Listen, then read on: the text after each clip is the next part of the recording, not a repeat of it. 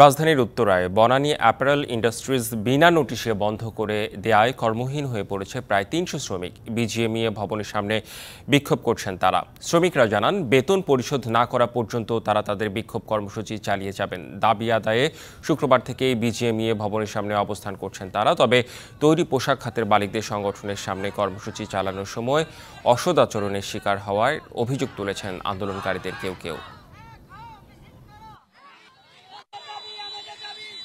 রাত্রে ২টা বাজে কিছু কিছু লোক ঢুকায়া তাদের যারা মেন তাদেরকে যথেষ্টভাবে দিয়া তাদেরকে বিদায় করছে, আর আমাদের এই ভুগুন্তির ভিতরে রাইখা দিচ্ছে।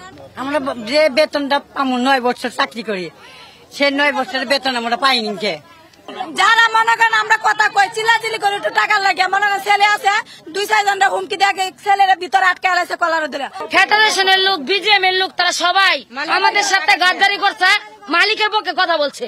আমাদের প্রাপ্য টাকা আমাদেরকে দেয় নাই, এমনকি আজকে ৩ দিন হয়ে গেছে, আমরা কেউ পাই নাই টাকা এখনো।